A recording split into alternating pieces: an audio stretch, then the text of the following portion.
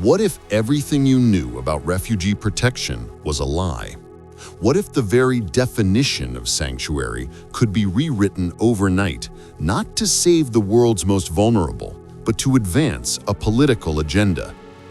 The Trump administration has done the unthinkable. While slashing refugee admissions to a record low, they've created one exclusive exception for white South Africans. This isn't just a policy shift. It's a fundamental rewriting of American humanitarian principles that threatens to redefine who deserves protection based not on need, but on race and politics.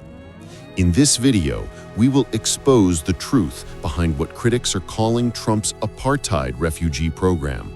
We will investigate the controversial claims of white genocide, reveal the tense Oval Office confrontation that shook international diplomacy, and uncover the human cost of a program that privileges one group while stranding over 100,000 approved refugees in danger zones. Let's begin with the facts. For the upcoming fiscal year, the Trump administration plans to slash refugee admissions to just 7,500, a drastic 94% cut from the 125,000 cap set by the Biden administration last year. To put this in perspective, that's the lowest refugee ceiling in the history of the American refugee program. But here's where the story takes a disturbing turn. The majority of these limited slots would be reserved for white Afrikaners from South Africa and other racial minorities from that country. This comes as the administration has indefinitely suspended nearly all other refugee admissions, creating what amounts to a two-tiered system with white South Africans at the top. The program isn't just theoretical, it's already happening. In May and June of 2025, around 70 white South Africans were relocated to the United States in what officials described as the start of this new initiative. They were welcomed at airports by senior administration officials in red carpet treatment that stands in stark contrast to the frozen admissions for every other refugee group worldwide. The official mechanism is Executive Order 14204, signed by President Trump in February 2025, titled Addressing Egregious Actions of the Republic of South Africa. This order accused the South African government of egregious actions and directed U.S. agencies to prioritize Afrikaners and other racial minorities from South Africa for refugee resettlement. To understand why this policy is so controversial, we need to understand who the Afrikaners are. Afrikaners are the descendants of mainly Dutch and French colonial settlers who first arrived in South Africa in the 17th century. They speak Afrikaans, a language derived from Dutch, and number approximately 2.7 million in a country of 62 million people that is more than 80% Black. The crucial historical context that can't be ignored: Afrikaners were at the heart of the apartheid system of racial segregation that lasted from 1948 until 1994. They designed and implemented the brutal system that oppressed Black South Africans for decades.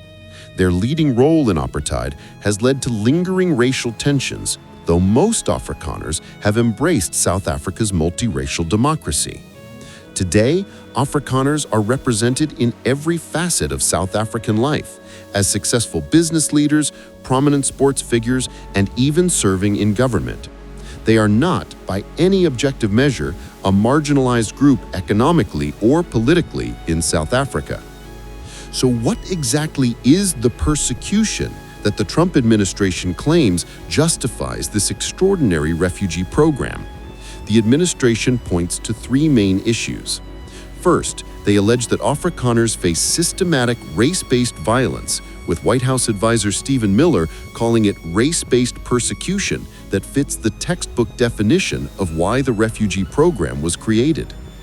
Second, they point to South Africa's affirmative action laws designed to address apartheid-era inequalities as evidence of discrimination against whites.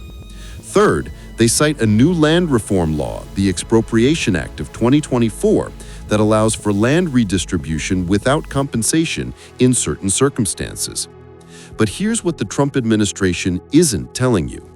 The South African government strongly denies all these claims, calling them completely false and the result of misinformation. They acknowledge South Africa has high violent crime rates, but say farm attacks account for a tiny percentage of overall crime and affect all South Africans regardless of race. Independent fact-checkers have found no evidence supporting claims of white genocide. The land reform law hasn't resulted in a single case of expropriation without compensation since its passage. And the South African courts have explicitly ruled that claims of white genocide are not real. So why is the Trump administration pushing this narrative? Critics point to the influence of groups like AfriForum, a conservative Afrikaner organization that has aggressively lobbied internationally, and support from figures like Elon Musk, who is himself a white South African. The implementation of this policy reveals a disturbing pattern of politicizing refugee policy. Let's look at the timeline. In January 2025, one of Trump's first actions was signing an executive order suspending the entire U.S. refugee admissions program. The order claimed the U.S. lacks the ability to absorb large numbers of migrants and needed to preserve taxpayer resources for its citizens. Then in February, Trump issued another executive order specifically targeting South Africa, cutting foreign aid and directing agencies to promote Afrikaner resettlement. This created the only group-specific exception to the refugee suspension. By May, the first groups of white South Africans were arriving in the U.S., while refugees from war zones like Syria, Afghanistan, and Congo remained frozen out. The situation reached a boiling point in May 2025 when South African President Cyril Ramaphosa visited the White House. In what witnesses described as a tense confrontation, Trump presented Ramaphosa with what he claimed was evidence of widespread violence against white farmers. But there was a problem. Much of Trump's evidence was later debunked. One image he claimed showed all white farmers that are being buried was actually from the Democratic Republic of Congo. Another screenshot he displayed was revealed to be from a Reuters video shot in Goma, also in Congo, not South Africa. President Ramaphosa pushed back strongly, denying the claims and defending South Africa's democracy. The moral and legal contradictions in this policy are staggering. While the Trump administration claims the U.S. lacks the capacity to resettle refugees, they've simultaneously demonstrated that the refugee system can be rapidly mobilized when it serves their political interests. As one analysis from the Harvard Kennedy School put it, the swift processing and arrival of these Afrikaners contradicts this justification, demonstrating that the infrastructure rebuilt under the Biden administration remains functional and can be rapidly mobilized when politically or ideologically advantageous. The program has faced fierce opposition from multiple quarters. Democratic lawmakers have condemned what they call a global apartheid policy.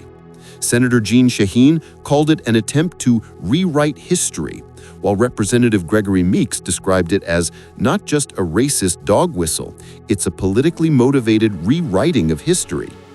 The Episcopal Church took the extraordinary step of terminating their partnership with the federal government over the program, saying they were morally opposed to resettling white Afrikaners under these circumstances.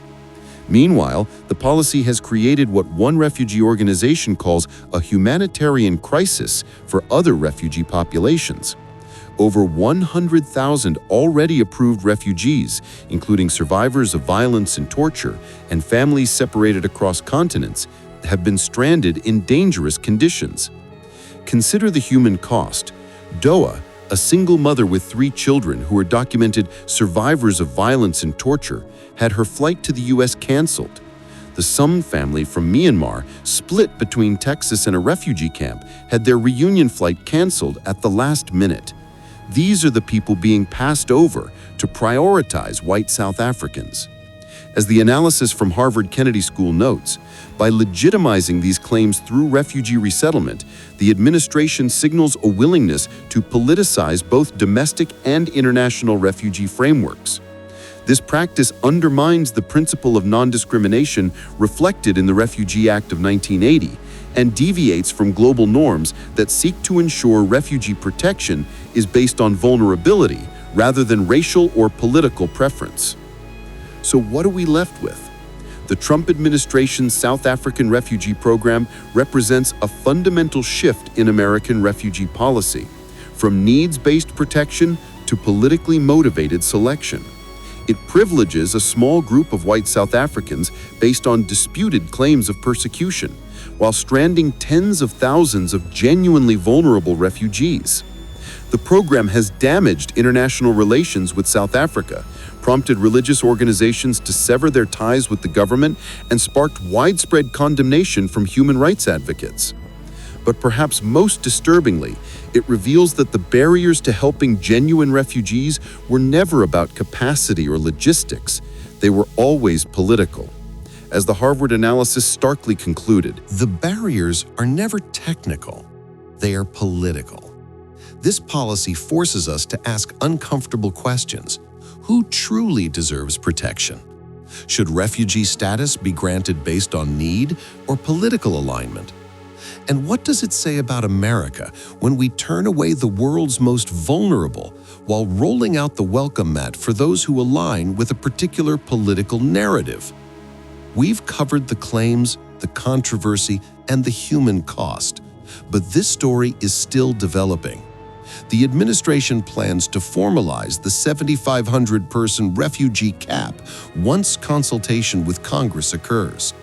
The U.S. Embassy in South Africa reports a sizable volume of submissions to work through, and thousands of other refugees remain in limbo. If you want to stay informed on this and other critical issues affecting justice and human rights, we urge you to follow this channel. We're committed to bringing you the stories that matter, no matter how uncomfortable they might be to hear. Click subscribe and turn on notifications so you don't miss our next investigation. Because in a world of competing narratives, the truth matters more than ever. Thank you for watching.